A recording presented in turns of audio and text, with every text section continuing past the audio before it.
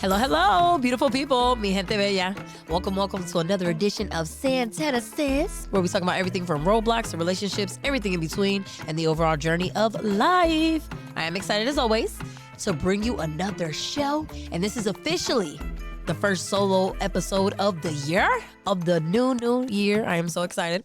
So I'm super happy that, whenever we can dive into a new time and, always our topics that we are able to cover. But also, I actually love that we just wrapped up our Using Your Gift series. Loved it. The feedback. I am not only immensely grateful, but it was exactly the vision that I was hoping to achieve with that was what did happen. Not Siri trying to come on as well, but it literally was, the vision was definitely executed, especially and perfectly the way I wanted it to be able to go, because I really was hoping that it was a great time for us as our year wraps up, for us to really be able to think about ways that we can use the unique talents that we have and our gifts to be able to help other people, how we could connect more deeply with other people, and honestly, how we can make our community stronger by tapping into the talents of other people, but while also adding to that ourselves. And so, to be honest, I learned so much, from our guests, and was so grateful for the, comedy that we were able to talk about,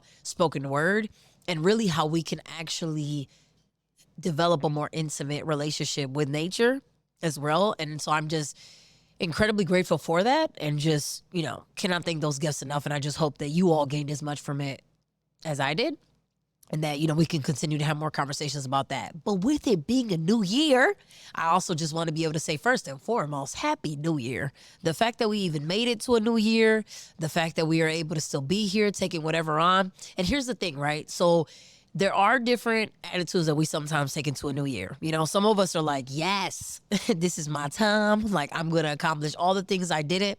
And there's some of us that are like, this is already a lot. I'm going to try again in February. Like, this is not my time. Like, it may not be the opportunity. I feel like we're allowed to welcome all of that. I actually love that one of the things that I was able to do before 2023 came to a close was that I started a mental health support group. It was something that I mentioned to you all, but I was able to get that off the ground. And one of the activities that we actually took part in was, what are we going to actually leave behind? Not just the typical New Year's resolution of like, what are you going to do? Like, what are you going to accomplish? But like, what are you just not taking with you? You know what I mean? What baggage are you willing to leave behind in the old year that is not going to haunt you, or weigh you down in this new year? So some of us talked about, whether that was past trauma, whether that was certain expectations, that we were holding on ourselves, or any weights really that we had been carrying prior that we just didn't want to be able to come with us into this new, into the new year. And so we definitely, had conversations about that.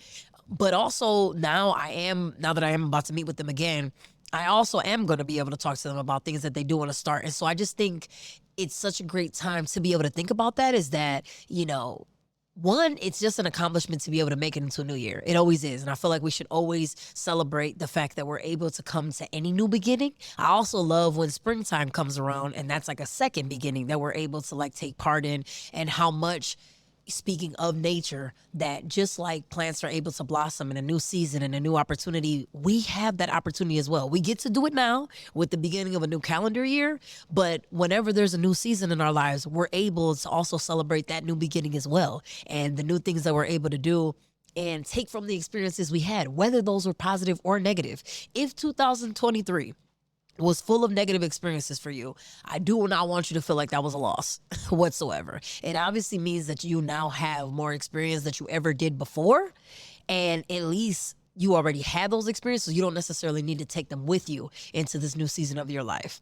If you are still battling, though, through some of those things that did happen in 2023, and you're still having to face some of those, you can still take your renewed energy of there being a new beginning and take that and, use that to be able to fight even stronger against what it is that is happening, or again, do it from a more wiser place. But if also you do find yourself on the brink of such new things and you're not even sure where you're going to start with everything, I think that's just a great place to be able to begin. But I also think it's just such a great time for reinvention. And I feel like that has been the new word that I'm taking into this new year. And it's definitely the energy that I want to be able to have, is to give myself permission to reinvent myself however I want to reinvent myself, as many times as I want to reinvent myself, and in any way that I want to be able to do that. And so I myself actually got some of the worst news with something that I had been waiting on as soon as the new year began. And of course, I had to make that decision whether I was going to let that, put a damper on my whole year, like the fact that it's at the very beginning that I'm receiving this news, or am I going to take that as motivation to be able to make the rest of this year the best that it can be? And to be honest with y'all, that's exactly what I want to be able to do, because I found myself wanting to like slip just because of it, like let it be that perfect excuse to not go forward with the things that I want to be able to accomplish, and let that be the reason why I stay behind. But I can't. There's absolutely too many great things on the horizon for me to be able to do that. But it really did make me think about all of the individuals that I have come into contact with and all the conversations we've been having, and how much those things really do that to us. As soon as we receive that bad news, there is such a temptation for us to feel like that's justification for us not to have good things happening in the future.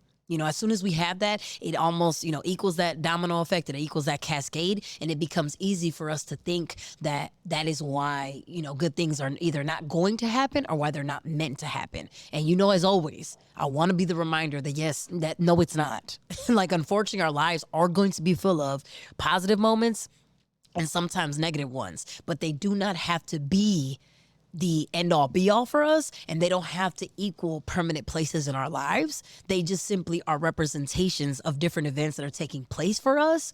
And they're just reflections of the different opportunities that we are going through. And if you felt a lot of attacks in the year 2023, it is most likely because you're actually on the brink of greatness that is supposed to take place in this year for you. And that is why a lot of those attacks are happening. A lot of attacks happen, especially right when we're on the brink of actually doing great things. And honestly, they're tests, not only in general that come to us from the environment, but they're honestly tests for ourselves, right? Like, sometimes when those things happen, it's really an opportunity for us to really know how hard or how much do we really want the new things that we're trying to accomplish. Like, how much are we willing to do that? Because the attacks aren't going to stop. There are new obstacles that we're going to find ourselves facing, but do we really want those new things enough to be able to overcome those obstacles? Or do we not believe in ourselves enough to succumb to those obstacles and let them win? And I'm here to tell you, I don't want that to be the case. I definitely want us to be able to take whatever renewed energy we have, knowing how much we deserve all the great things that are supposed to happen to us in the new year and beyond, and take that and be able to accomplish as much as we can and, be able to move forward. So I plan on doing that this year, and I'm just hoping you will join me. And that we will be able to do that, but really take on this new year by storm, because I just feel like there's so many great things that I'm hearing happening, right here in our own city, here in Cleveland, but also beyond, because again, I love that there are so many listeners, you all, that are tuning in from so many places. And I can't wish you enough, well wishes with anything that you're doing, how big or small. So, if it's a project that you're doing that you're planning on impacting others, if it's something that you're trying to, learn, and teach yourself, like some new skill or ability, if it's just being able to keep showing up every day for your family, however you are taking space in this world, I think it's a great thing that you're doing. And I just know that, it's great that you're here. I'm glad that you are here doing the great things that you can, and you do have such great things to offer. And I'm really hoping that any episode that we have, but especially our Using Your Gift series, helped you realize that we all possess such great gifts. And there's so many times where we doubt that those gifts really do exist inside of us.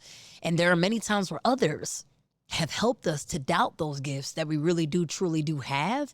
And so I'm just hoping that this is your, opportunity and your reminder, but also, your sign that once again, and permission giver to let you know that, no, I want you to be able to tap into whatever those gifts may be. And please feel free to share those with the world if you want to. If this is a time where you feel like it's something you need to protect and, keep for yourself, that makes all the sense in the world. But if it is, if you did want any opportunity or sign to remind you whether or not you should be able to share that with others, please know that there's so many people that can benefit. I have definitely seen that happen with my own efforts, and I definitely encourage you, to be able to do that also. And so with that being said, it's also a time where I want us to be able to make sure that we are engaging in as many healthy things as we can, right? Like there's always time for us to engage in as many things as we can that are going to add to the health that we are actually trying to do, and be able to, add in those areas. January not only continues to be the beginning of the year, but it also continues to be Stalking Awareness Month. There's actually Human Trafficking Awareness Month that always happens, but I'm actually going to go ahead and take the focus of stalking this year, because for, several different reasons, just because stalking is something that definitely shows up in our world, but because I also took the time to binge the remaining seasons of You. So I don't know if everybody has seen it, You being that popular show on Netflix, with our main star, Joe, who shows us literally the art, apparently, of stalking and like all the ins and outs. I didn't take as much time. I know I touched on it briefly when we might have talked about stalking before, but I'm gonna tell you right now, that show definitely gives you a deep dive, truly into what stalking looks like. The only thing that I find like not necessarily problematic, but interesting, but also like, room for us to have conversations is that if you have never watched You before, you are definitely going to get an in-depth view of what stalking, like I said, what it looks like. You get to know a little bit about the mind of a stalker, and you get to really see some of the methods that, Joe is willing to not only take, endure, use to be able to really get to the people that he's doing. It is a great representation. Now, the only thing is, of course, just like many shows, everything doesn't get wrapped up, obviously, the way that, those shows are going to show you. And, you're not going to always have the stories, get summarized as well as they do in each episode that you're able to see in You. But you do get to see how a stalker thinks. Like that show, if you have not had a chance to see it, it will give you that opportunity. In the show, to not give it all away, because I also don't want to ruin the plot for you, I will say that one of the main things that's interesting about Joe is this man is convinced that even though he is killing people, right? Even though he's literally like committing theft, he's, harassing people, he's like using all this research to really see where people are. He is convinced in seasons 1 through 3 that he is doing the right thing. And so he is justified because he feels like the love that he has justifies all the actions that he is committing. And so whatever he is doing is in an effort to protect the other person. It's because he really loves the other person and because there is nobody better fit to show that love to that person except for him. And so that is why anybody that stands in his way is, they're threats, for the threats to him, but he finds them threats to the person that he's trying to ultimately protect. So in his eyes, he's doing the right thing. This man is a hero, and he feels like he is, best equipped to be able to do that. What we learn, however, as we watch that show, though, is that obviously he's not, but that also he never takes the time to really be able to see how him eliminating all these people's lives ends up making it a worse life for the person. He also ends up trying to actually convince, he's already convinced, right, that his actions are justified, but he spends a great amount of time in the show actually trying to convince the person that he's stalking that what he's doing is actually okay as well. So, and he finds himself in many situations surprised that the person is not, like automatically grateful, for all the things that he has done, and all these things, that he finds himself getting more upset because of that. But ultimately, he ends up having, in a lot of these cases, to kill the person that he stalked, who all he wanted was to be able to spend a life with them. But in majority of the cases that he has, he ends up having to kill the person themselves because they're not able to handle the reality of knowing what he did and how it was that he approached them. Because with some of them, he actually does end up having some relationships with them. They just don't know that it's based on the stalking first. They don't know that he stalked their social media pages and found out, where they are. They don't know that he looked up their work schedules and find out exactly where they were and where they were going to be and made sure that he was there exactly as they walked across the street. They weren't aware of all those measures he took and all those time spent, being able to find all that information. And then it looks like, a lot of it happened either by coincidence or anything like that.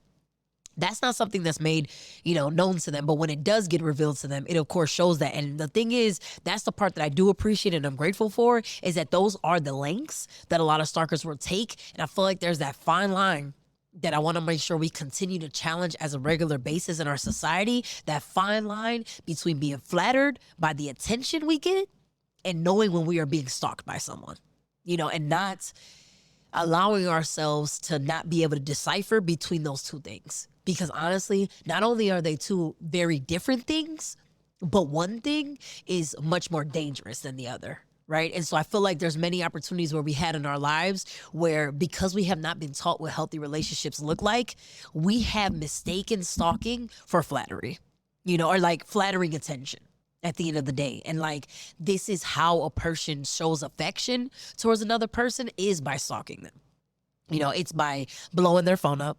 It's by constantly, and sometimes it's also by gifting the person, right? Like constantly showing them how much they care and like giving them all these gifts, or, constantly like giving them different, compliments on it, or just, around the clock time that is spent with that person. And I will tell you that if you've ever received any type of attention from a person in the form of gifts, right, in the form of time, in the form of calls or anything like that, that you did not want, and you didn't ask for, then that is absolutely where that's what we mean by stalking. That's where it takes place. It's absolutely unsolicited. And it means that it is not asked for and it's unwanted, at the end of the day. And so, of course, there's nothing wrong with wanting attention from someone, especially someone you actually wanted from, and like being able to enjoy that, and like take place in that. But unwanted attention and excessive attention at that is never something that we should, be grateful for or feel flattered by. And the thing is, too, there are many stalkers who, like I mentioned, will give gifts. They're unwanted gifts, but they'll give them.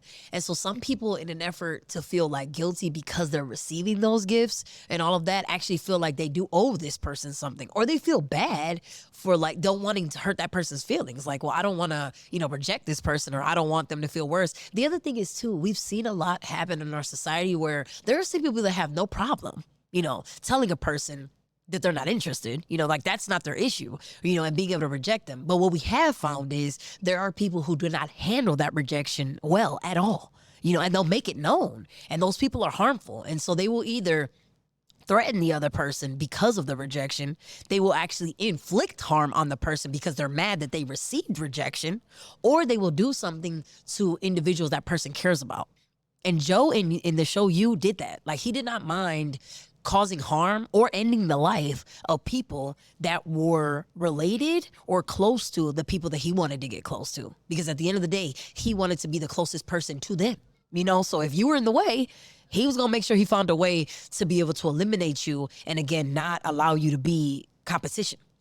And so like that is where it became dangerous. And so but the other thing is, what I appreciate is that it did show that in the end, that is always what we're going to be most fearful of, is that somebody having their life ended.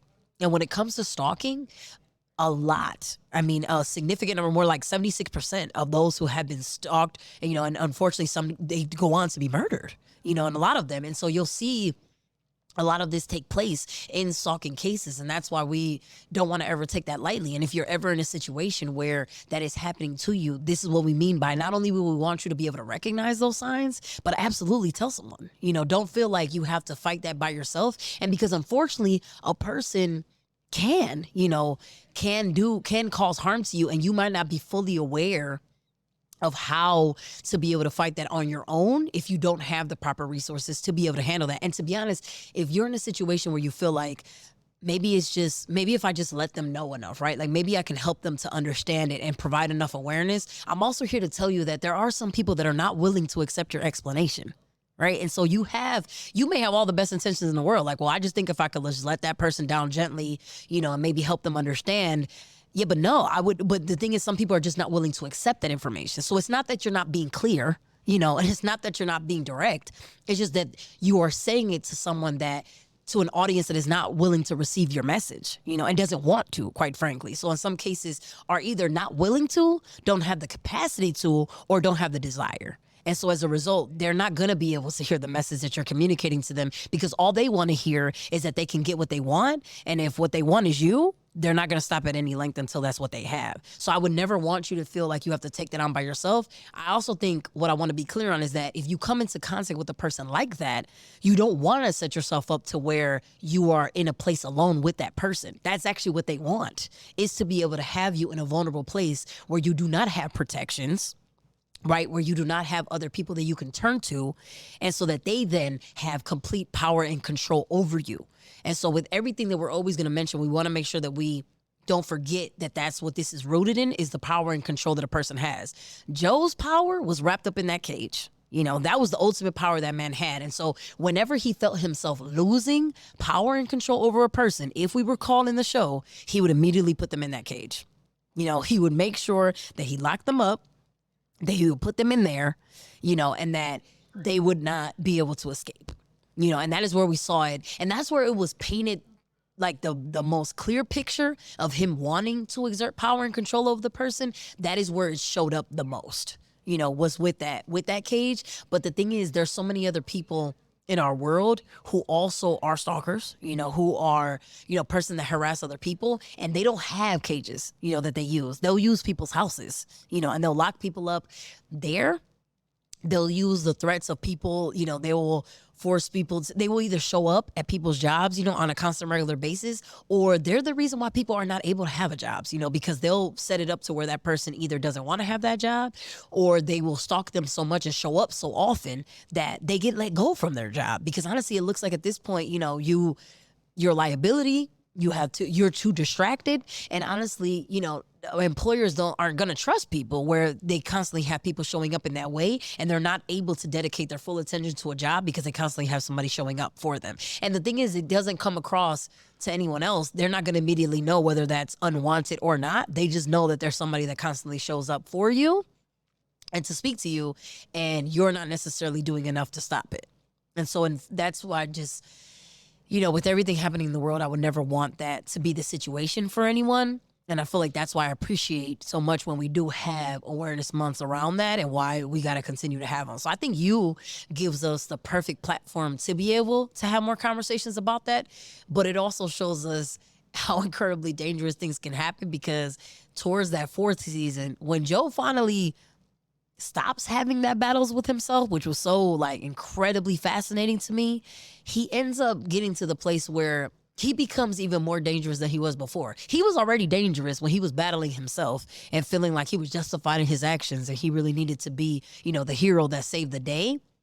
But towards the end of those seasons, he actually comes to a place where he now not only accepts that he is the person he is, but he feels that he is okay in doing it. And he ends up coming into some incredible resources that now make him even more unstoppable than he was before. I ain't gonna lie, that was the only part about the show that I had a problem with. I don't know how he ends up always escaping any responsibility. The police don't never catch up with this man. Like, I definitely did take issue with that. Like, I was like, at some point, Joe, like, you gonna have to face that. But no, sure enough, he always finds a way to be able to escape, any responsibility. But he also ends up finding the perfect partner for him who is going to benefit from his actions and is able to then, help him cover it up, quite frankly. So like, he's able to do that, but he really becomes the most dangerous in that aspect. And there are a lot of people in our world who, again, because they are attracted to what they can do to others, who, inflict harm on others because of the power and control, they use the resources that they have to achieve that. And so there are a lot of people in our world who have means like what Joe now has. Joe did not have them as much as he did, in the beginning few seasons. But towards the end of the season, he definitely does come into it. There's some people that have had that all along. They're also very used to things going their way. And so those are the ones I mean that have they actually have quite fragile, if we really look at it, they have quite fragile mindsets. And so they're not able to take any denial in a way. They don't take that and they don't accept it well. They're not able to receive that well. And so they'll do anything they can to maintain power and control and maintain having the upper hand and upper status. They don't want to be knocked down in any way possible. And they'll use their means and resources to do that. And they'll use the fact that they have, whether that's monetarily or otherwise, they will use whatever means they have to continue to do it. So I just think, not only do I want us to continue to use that as awareness, but I also want us to use it as justification to not doubt ourselves when we find ourselves in situations like that. And so when we are in these unhealthy relationships, I don't want us to feel like we need to question whether or not it's wrong. I don't want us to feel like we have to question whether or not we deserve it. And I don't want us to question whether or not we should continue it when we already know that it doesn't make us feel good. And I don't want us to be in those situations where we're, knowing all that, feeling all that, but feeling like there isn't any other solution. There's probably no one that's going to be able to understand this. And, really by me engaging this relationship, I ultimately brought it on myself, because a lot of us have been in situations like that. And that's what contributes to us feeling so powerless, because we feel like we allowed ourselves to get there. And so obviously we're the only ones that can either help ourselves get out of it, or we're the only ones that can help us see ourselves through it. And I don't want us in 2024. I need one of the main messages to be that stops now.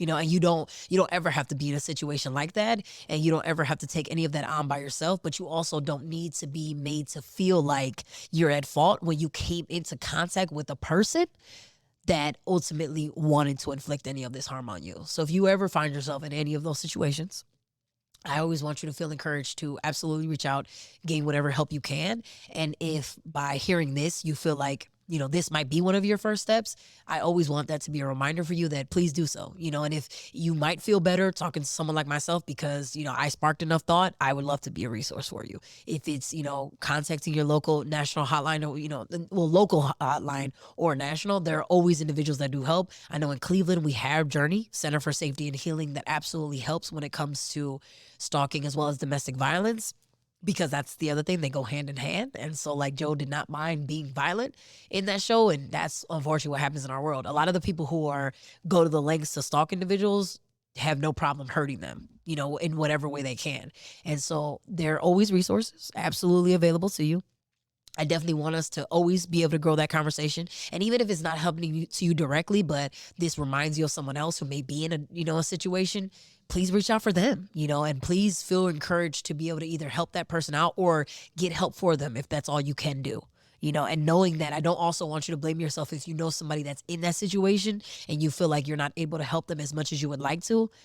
Understanding that that's not your fault either, because that person has to also they also have to be a person willing to accept the help, right? So like, not only have we sometimes probably had conversations with, the aggressor themselves and they have not been willing to accept the message, but there probably have been many chances in our lives where we've tried to talk to other people and give them help, and they have not been in a situation where they were ready, to be able to receive that help. And that can be frustrating too, when you're wanting the best for someone else and they're not able to, take that. But I don't want you to feel like that means that you're failing and that you're doing something wrong for that person. It just means that that person is not in a place yet to be able to do it. And to be honest, for them to come to terms with that, there's a lot that has to take place for that person, and they just might not have started that process yet. And so you just may have come in a time where that hasn't occurred, but it doesn't mean that you're not needed, and that your efforts were in vain and that your heart is not in the right place. And so I applaud you, right, for wanting to be able to help. And I never want you to stop being a person that wants to help. And so I hope that, we can continue to do that, with other people, but that is what we always remember, right? And that is what we take with us. And that's why I want us to always grow this, and like whatever we can do to continue to help each other out, right? And like encourage one another, empower each other, but also help us to continue to live, free lives where we're not feeling trapped by ourselves or by other people, is everything that I want us to be able to continue to doing. So as we continue our path towards, freedom, as we continue defining what that freedom looks like for ourselves, and as we continue tapping into whatever our gifts and potentials are, I want us to be able to do that from safe and healthy places. And so I hope that, this was your reminder to continue to do that in whatever way you can. I hope that this was your encouragement, like I said, to be able to, help yourself or help someone else. And I hope that it helps us to continue to having more conversations about what really those healthy relationships look like, and what our healthy selves, what that looks like, what health is really going to look like for us, on the emotional side, on the physical, and most certainly on the mental as well, and how we are going to continue to make healthy choices for ourselves and really claim the healthiest life that we can. And so as always, thank you so very much for, listening to this conversation.